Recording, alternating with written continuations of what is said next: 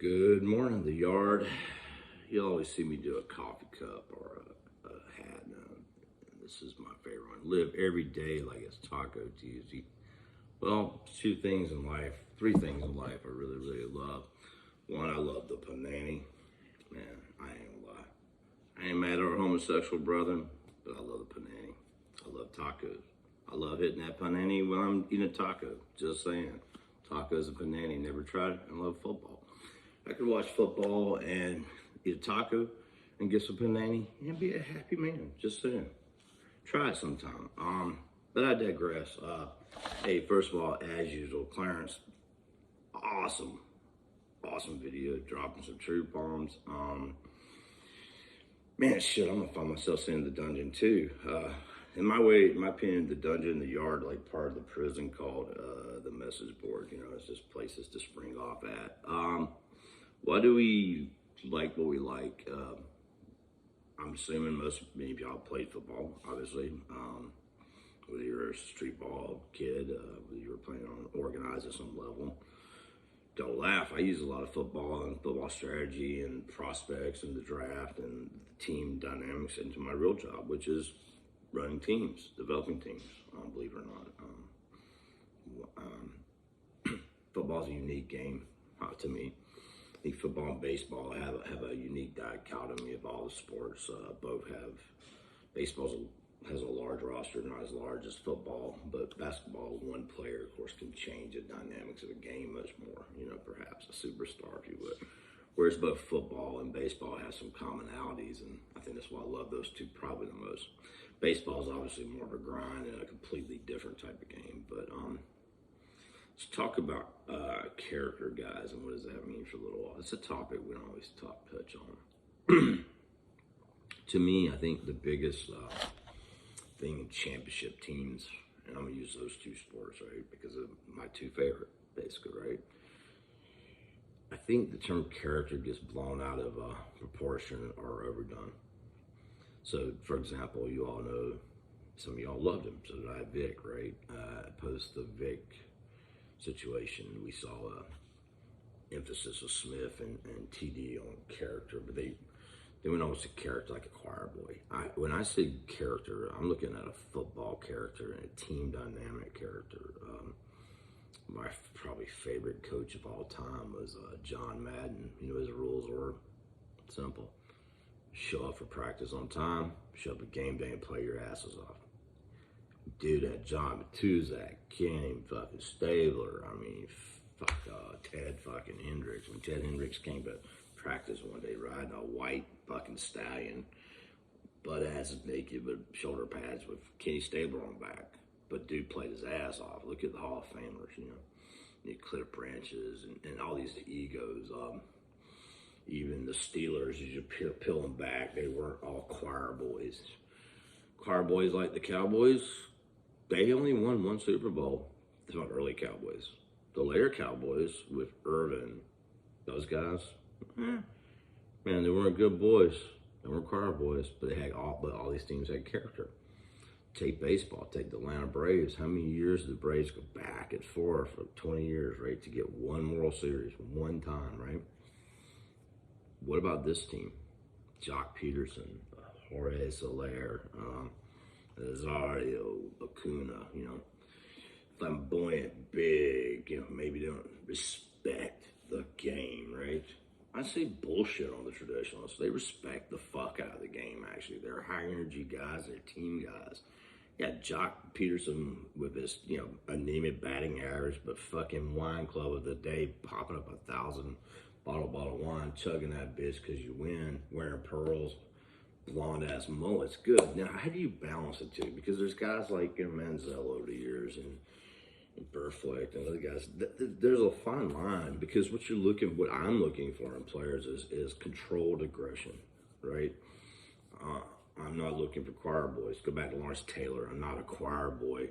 But on the field, he was a teammate, a consummate teammate, right? And on the field, he was all about the Giants. Obviously, I can't have somebody just out there straight up, acting like a Colombian drug lord, getting in jail, prison all the time. But so when you look at character, and one thing I think I like about what I'm starting to see with the Falcons now is we're getting out of, oh, he's a good guy. He's a great Walter Payton of the year dude. And he's Rico fucking Allen, the lunch pail tail. Look, that's all great and fine. I'm a lunch pail guy too. It doesn't mean I got fucking talent. It doesn't mean I can actually put it on the field. And I think CP is probably one thing I really point to and I love about him. He's got balls of steel. You know, CP just hits everything with energy and brings a level. And I don't think he has any off the field that I know of, but he's a different type of player we're used to. You're even noticing Matt now is getting a lot more excited and jacked up. The teammates around him are bringing energy.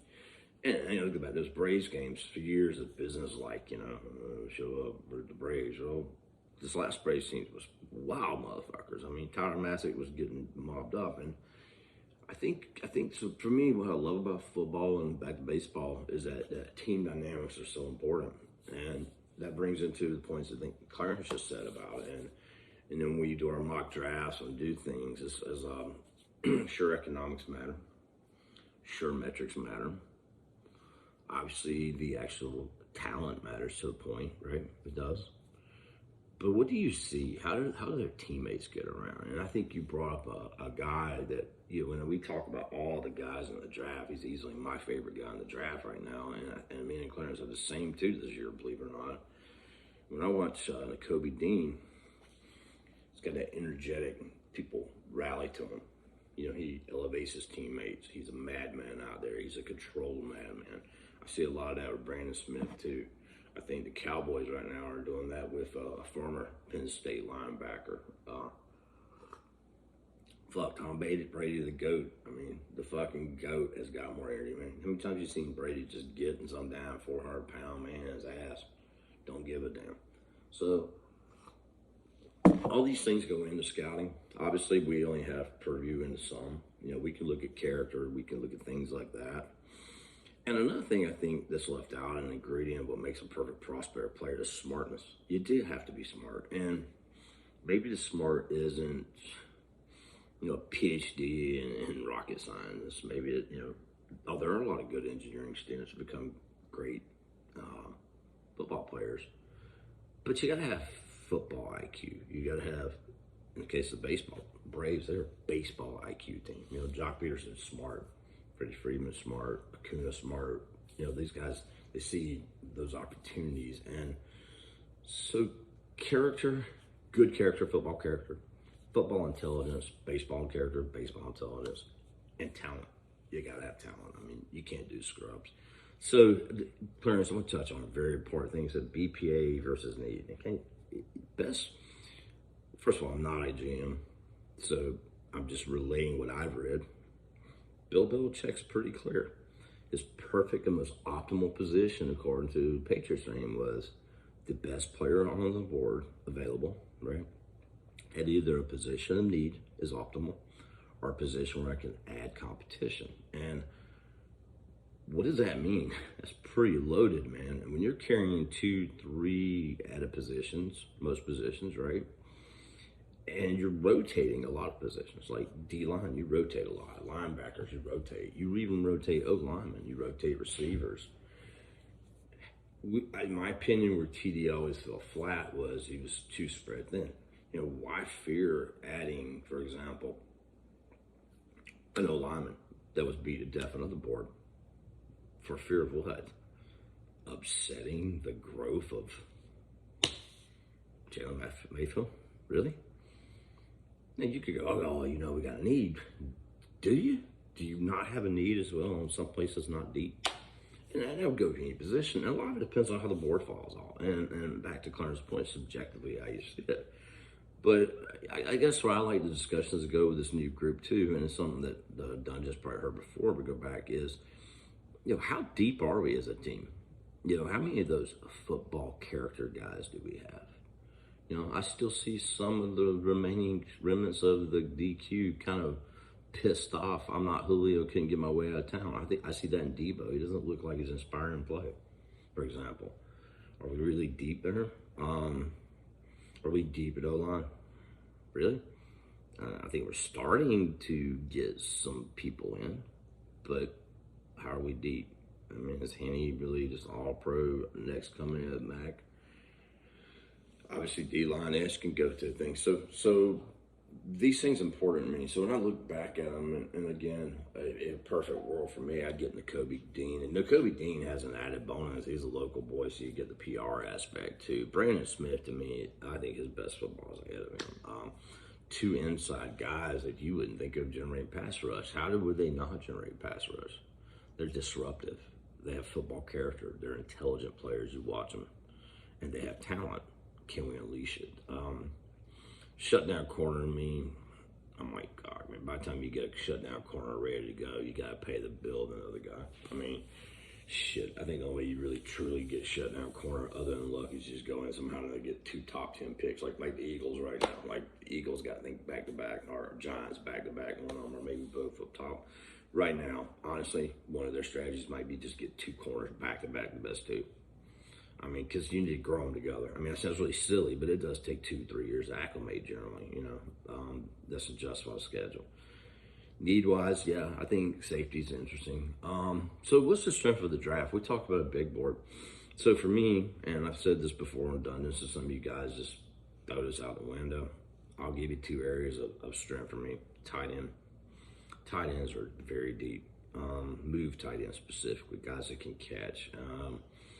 Maybe not your traditional inline guys, but they can certainly catch and certainly line in line. And we do know from AS's rosters, he likes that type guys. You got Jalen Whitmire, we talked about. Trey McBride. Watch Trey McBride. You will not be sad. Then you go on the other end, you got Isaiah Likely, another good move tight end. Cole Turner down in Nevada. Kind of big wide receiver, right? Jaleel Billingsley, and the list keeps going on. There's even some there like Coulter and other ones there later on that are actually pretty good prospects. You could get undrafted. They're worth the flyer. Very deep in that area. Deep in quality, not necessarily deep in terms of Pitts level, which, I mean, Pitts is a unicorn, right? Inside linebacker is actually pretty good. I think it was Jed. Jed, I disagree with you on linebacker. Let's be specific, though. When you talk more of the off-ball linebacker, pretty deep, dude. You got Kobe Dean, Brandon Smith, even later on, you got Mike Rose. Beavers even played some inside before. Mike Love. There's a lot of guys down there. Micah McFadden, Sanborn. There's quite a few good inside and off-ball linebackers. And linebackers do tend to be devalued after the first players. I think this is a good year to round your roster out and maybe get some good players. I'm not a god. Edges, there's some outside linebacker edges. I think they're pretty good. That might turn out okay, but beyond the Thibodeaux and a few other ones, I'm just not digging it like this deep dress. I mean, Hutch is a beast. Caraficless, I'm wondering about. I think your boy said the best. I'm not into the QBs this year, dude. I mean, QBs, we thought last year was a hyped-up class. I mean, this year's going to be some major hype if any of them guys go. I mean, Howell, for real. I mean, Malik Willis is light years away. Carson Strong is a freaking statue and also had multiple knee injuries. I'm just not digging that position at all. Matt Corral stands out a little bit, but, it just depends on how you want to play and what you want in the guy. Wide receivers a little bit on the finished sides. There's a lot of non-size guys. We keep talking about, I think I threw a scenario yesterday where we got some of the bigger guys early. There could be a run, in my opinion, there could be a great run on wide receivers. Guys like Treylon Burks, I think Tolbert, and even Phil, and I found one, Pierce, right? Is that right? Pierce? Alec Pierce. 6'3", 2-something, 4'4" guys are going to go fast. They'll even be pushed up quickly. David Bell's another 6'2", 205. You can't really coach size, vertical leap, or strong hands. So you can see it running. A lot of mighty mites. Running back's decent enough. O-line, I think, has some depth. However, if you want a guy that's more of a higher ceiling guy, you're probably going a little earlier. So what does this mean to wrap it all together? So this is what I'm going to throw out to the group and hope all y'all post or push in videos is, back to what you said, not a god, and I did say this football to somebody in the dungeon, by the way. They were run defense. I said, dude, we ain't running the fucking veer. We're not running the fucking wishbone. You got to be able to pass. You got to be able to pass pro. That said, I agree with not a God implicitly. You cannot pass the ball 600 times most situations. You could for a period. I think that window's closing, but that window's closing also because of partly these linebackers we're talking about. I mean, look at Parsons and Devin White. I mean, did you ever think you'd live to see a 6'3", 250-pound guys that run around running 4.3s and cover wide receivers? And part of this is because college now, with all the proliferation of, say it twice, proliferation of the spread now, how do you combat it? Because you made yourself vulnerable to the run, obviously, and getting gashed when you have smallish linebackers that were more safety size. Well, now you can you're putting your best athlete, like you're putting a Michael Parsons, who was a running back. You know, he voluntarily wanted to be a linebacker. It's becoming more and more premier because I could put two nickel linebackers of that size. Brandon Smith's a good example. These are not your Dick Buckus. Shit, they're not even Brian Urlacher. I mean, Urlacher was fast, but these guys are just stupid fast. They're Debo fast at big size. That's changing the game a lot. The bigger safeties, which are basically linebackers, like a Kyle Hamilton. And that's going to affect the NFL. So, in my opinion, NFL, you got to be a couple of things. One, you got to be able to do the run, no doubt. You don't want to wear your quarterback's arm off. That is true. When your quarterback's throwing 40, 50 times, and that is a lot of wear and tear. 2, it's predictable. Back to your point, Cog. And 3, the pass just isn't as dangerous when you know it's coming. So how do you combat it? You kind of go old school, and I think you're going to see a lot more of that more often than not that'll work. And in a more rugged league like the NFL, is very much important. So that's kind of introducing where I'm at from the draft philosophy. And the draft to me starts in season. It really should have started last year because you start looking. And to kind of close, I'm like not a god. One, I'm not here to please any fucking body. Don't really fucking care. And I do cuss a lot. And these videos can be boorish. So if you don't like them, just hit the fucking delete button or move on. I don't really fucking care. It's up to you. Physical identity, what does that mean? It means the ability to impose one's will, right? And whether it be run, pass, or not, it doesn't mean being one-dimensional. I hate that. Defense, we ain't building a fucking elite defense most likely in 1 year. So let's be realistic. And then there is free agency. So the challenge to all the new yard guys, and I know the Dodger guys post at will, post freely, post videos, talk about tacos and Poo-nanny and football and correlation of life, talk about the fucking philosophy of life, talk about why the fuck did God grace us with an incredible game. I don't know, but talk about it. Enjoy yourself. Welcome to the yard. For those in the dungeon, you, as Val says, you now see the daylight. And I'll put a scenario later on, but I'm looking forward to seeing your guys' scenarios. Just do a random conversation. Assess the team, and I'll give you one last question. Do you think we will make the playoffs? Weirdly enough, I could see us fucking making the playoffs with this weird team, so I can't believe I'm about to call this. I'm probably gonna get beat up, but I'm gonna go with Vail, 8 to 9 wins, but backs into the fucking playoffs. All right, I'm out, guys. You have a great day. Like I said, I'll probably post a scenario. One thing on these mocks, I'm gonna point out if you stuck with this video, sorry it's a little long, is, again, they're not mocks. They're in a mock format. They're mock players we could acquire. Their scenarios. Just so you know, for the Department of Defense for years, I've been a logistics planner and a war planner, so I like to do scenarios. So using certain formats that people, their eyes can go to, and, obviously slides change and all. And I am about adding capability. What I'll try to do, anybody been around, they're all over the map on purpose, because I will look at one scenario like yesterday. Okay, how do I add multiple receiving target? And if you'll notice, yesterday was more receiving targets and running back and linebacker pretty exclusively.